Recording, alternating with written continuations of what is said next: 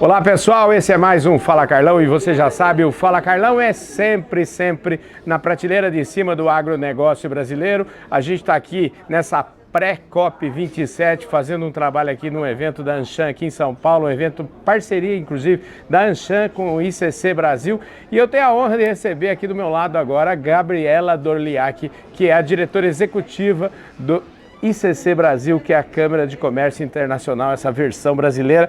Ô, Gabriela, obrigado pela sua presença aqui, parabéns Carol. Pelo evento, viu? Obrigado, ótimo ter vocês conosco. Aqui no Fala Carlão a gente sempre diz assim, ninguém nasce CEO, presidente, diretor executivo de nada. As pessoas têm uma boa história para contar. E antes da gente falar do ICC Brasil, antes da gente falar de COP27, antes da gente falar desse evento aqui, eu queria falar um pouquinho de você. Me conta como é que você chegou até aqui.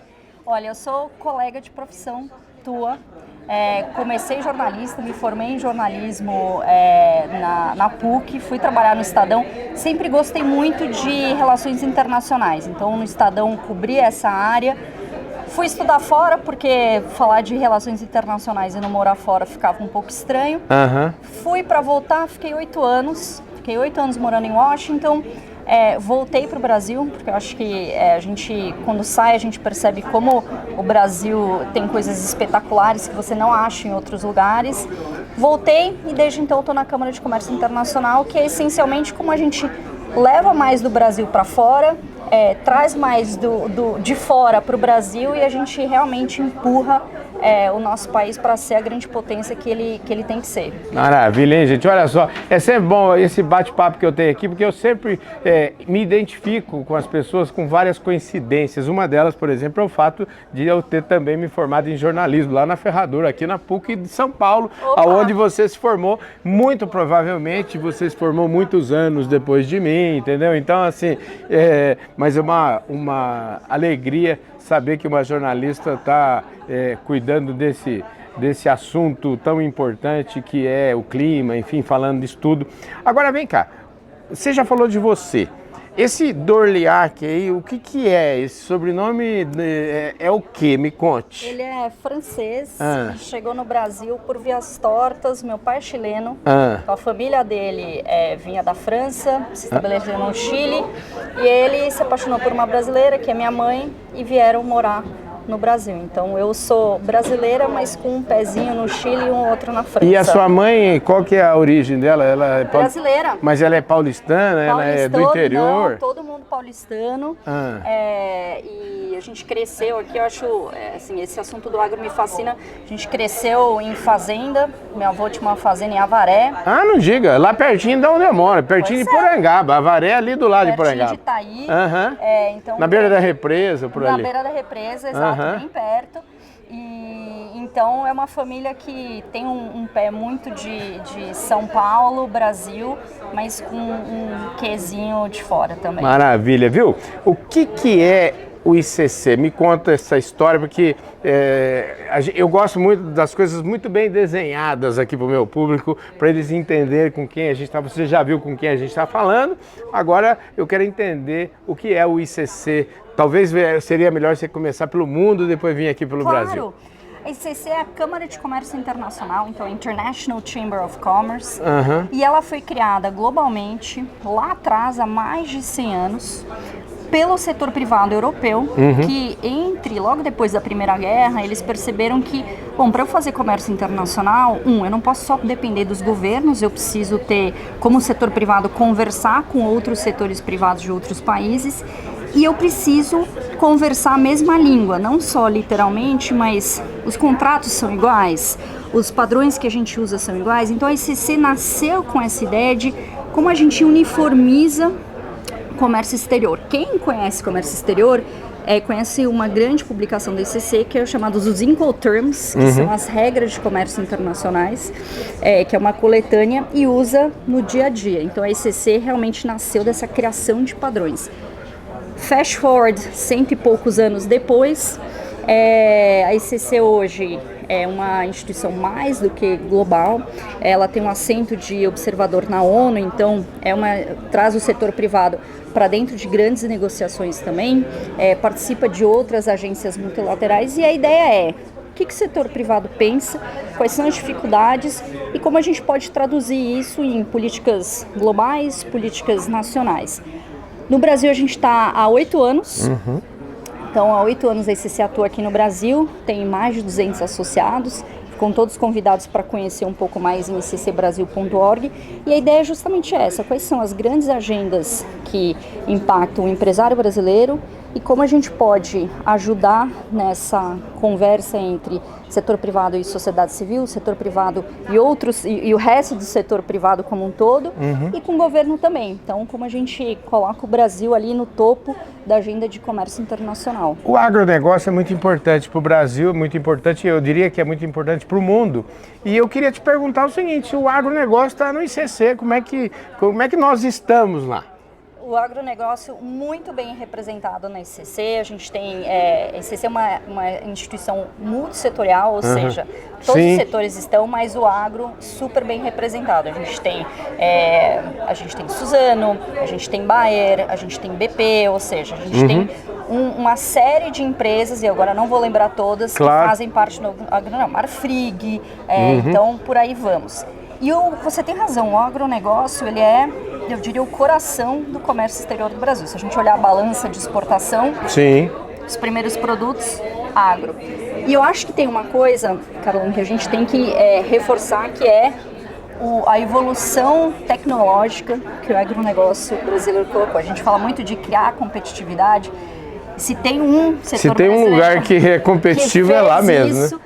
E que fez isso com muito investimento, muito olhar a produtividade realmente, foi o agronegócio. A gente tem agora um outro desafio que é como a gente pode ser mais produtivo, mais competitivo, trazendo a agenda de sustentabilidade. Mas você sabe que eu aprendi nos últimos tempos aí, tem várias entrevistas nossas aí que vocês podem olhar, quanto mais produtivo for uma fazenda, por exemplo, uma criação de gado, enfim, quanto mais produtivo, ele está cada vez mais sustentável. Você sabia disso? Então hoje, quanto mais a agricultura brasileira, por exemplo, ela cresceu a produtividade gigantescamente, economizando área, ou seja, na verdade ela cresceu.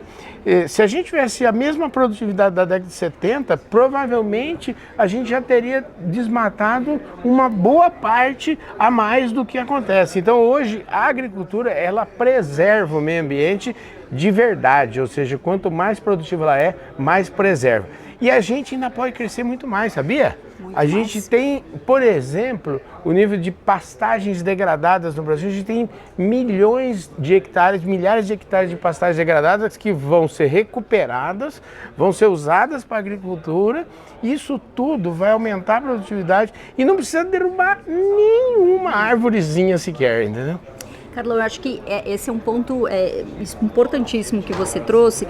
E eu acho que uma coisa para a gente pensar, como setor privado, eu acho que você com o canal que você tem, chegando no agro do Brasil como um todo, uma coisa que a gente queria convidar as pessoas é não tenham medo da agenda de sustentabilidade. Ao contrário, né? É uma grande oportunidade, né? As pessoas às vezes ficam um pouco com medo de, isso vai ser muito caro, ou essa é uma agenda para grandes empresas, e o que eu vou fazer aqui nessa minha pequena produção? Tem muita coisa que pode colocar vocês na agenda de sustentabilidade, na agenda do famoso ESG, né? Que hoje é o que mais se fala, e que vai potencializar todos esses pequenos, médios e grandes produtores a serem grandes players no cenário global. A gente vai ter importadores olhando da onde veio esse meu produto, qual que é o pedigree desse meu produto. O gado não vem com um certificado de origem, sim, claro. Você tem o pedigree. Rastreabilidade total. Exato. Todo o resto vai começar a ser essa demanda vai ser para todos os outros produtos também. Então, quanto mais a gente puder trazer, não só as grandes empresas, mas as pequenas, fazendo ajustes pequenos, não são ajustes de grandes investimentos, mas isso vai ajudar muito, não só o que você falou. A gente vai ser mais produtivo e muito mais competitivo lá fora. Pois é, e falando nisso, e aproveitando, eu acho que vocês lançaram aqui hoje um programa, uma plataforma chamada Brasil pelo Meio Ambiente, e eu acho que essa plataforma tem a ver com isso que nós estamos falando. Eu acho que é uma oportunidade para você um pouco falar da plataforma e convidar as pessoas. Eu falo convidar as pessoas, quem assiste esse programa, a gente tem vários executivos das grandes empresas brasileiras que não perdem nenhum Fala Carlão, tem os produtores rurais, enfim, aproveita esse momento para você falar um pouquinho dessa plataforma. Essa plataforma, justamente como você colocou, chama Brasil pelo Meio Ambiente, ela era um projeto da Anshan, da Câmara de Comércio Americana, e conversando com a Anshan, a gente percebeu que tinha a possibilidade de ampliar, ou seja, criar algo muito mais interativo. Ela é essencialmente uma plataforma que você, produtor ou empresa, pode ir, você vai lá e você cadastra projetos que vocês têm feito em sustentabilidade. Tem uma série de critérios que precisam ser cumpridos, ou seja, a gente não queria que fosse apenas, olha o que eu estou fazendo e ponto, só de propaganda. Não, é propaganda com mérito e conteúdo. E esses projetos vão ficar com visibilidade, todo mundo vai poder acessar. E a ideia é que a gente possa realmente, com isso, a gente percebe quanto o setor privado já está fazendo no agregado, quanto a gente ainda precisa fazer para chegar na nossa meta como país. E aqui eu vou fazer só uma ressalva. Não são só grandes projetos, não quer dizer que precisa ter milhões e bilhões investidos. A gente tem projetos que são muito mais de cunho social, onde a empresa reverte, investe em melhorias para a comunidade onde ela atua. Então, não é uma questão de quanto você está investindo, mas quão bem você está fazendo aquilo que você prometeu fazer. Ô, Gabriela, eu sempre falei nos últimos anos que eu já não aguentava mais escutar a palavra sustentabilidade, porque o pessoal fazia um cartãozinho de visita em papel reciclado e falava que era sustentável. Graças a Deus, parece que essa história aí, ela já faz parte do passado e agora, efetivamente, as empresas estão trabalhando nisso com muito critério, com muita seriedade, medindo, né? E como disse aqui o presidente da Suzano, o Walter, falou bem aqui, falou o seguinte, 2050 está aqui, 2050 é amanhã. Ou a gente começa a fazer o que precisa ser feito hoje ou a gente vai bater no muro amanhã. Então eu queria saber dessa urgência, como é que se você compartilha dessa minha visão aí. Compartilho. Por mais que a gente tenha excelentes projetos e excelentes iniciativas, o que a comunidade científica mostra é que a gente tem aqui um trabalho grande para reduzir as emissões necessárias para manter o aquecimento global em 1,5 graus no máximo. A gente não está lá, ainda falta bastante, por isso que essa urgência do Walter, de todos os CEOs que estiveram aqui, é justamente muito tem sido feito, mas a gente precisa fazer muito mais. E, de novo, a gente vai precisar de todas as empresas, de todos os tamanhos, de todo o Brasil, para, como país, a gente fazer a nossa parte. Pois é, e falando em fazer a nossa parte, para encerrar aqui, outra lição que eu aprendi aqui, a gente tem a mania também de fazer a nossa parte, significa sempre estar falando para o outro fazer. Eu peguei essa moda agora, eu falo assim, não, a gente precisa começar a olhar mais no espelho, né, gente? Então a gente precisa falar assim, o que eu posso fazer? E ele trouxe uma frase aí que eu achei o máximo, que é assim, não existe mercado sustentável se a gente não tiver consumidor sustentável. Isso foi muito marcante da reunião de hoje, né? Exato, e o ponto é, quanto mais a gente ficar atento a de onde vêm as coisas, como elas são produzidas, de novo, qual é o pedigree desse produto, mais as empresas vão ter que se adequar também. Com certeza. Isso vai valer para os países quando vão importar de outros lugares, eles vão olhar, mas o consumidor físico, você sentar na tua casa, de onde vem o leite, de onde vem o ovo, de onde vem tudo que eu consumo, e se eu estou fazendo as escolhas que realmente empurram o setor privado para fazer melhores opções em termos de sustentabilidade. Maravilha, gente. Infelizmente o nosso tempo acabou. Eu falei aqui com a Gabriela Dorliac, que é a presidente aqui do ICC Brasil, o ICC que tem a história do comércio mundial, passa pelo ICC. Muito obrigado pela sua presença, adorei sua conversa. E vocês vão fazer, para não dizer, nós não falamos da COP, né? Na COP 27, o que vocês vão fazer lá? Parece que tem um evento na COP, como é que é? Me conte. Bom, a gente vai se encontrar lá. Eu espero, eu estou convidado para ir lá? Super convidado, a ICC globalmente vai ter um stand, um espaço grande, e nesse espaço a gente vai trazer visões do mundo inteiro, mas a gente reservou no dia 16, a gente vai ter um espaço espaço reservado só para Brasil. Então, quem estiver na COP, por favor, vá ao pavilhão da ICC. Fizemos questão de ter um bom café, então Ótimo. isso para brasileiro bom. atrai. Isso para brasileiro é tudo de bom, né? A gente só ficou faltando pão de queijo, mas isso da próxima vez a gente vai tentar. Dá para ajeitar, no né? ano que vem a gente leva. Então, convidados, realmente a ideia é que a gente traga todos os países para discutir e trazer visões diferentes, mas do nosso lado é mostrar como o Brasil realmente está fazendo aquilo que disse que faria.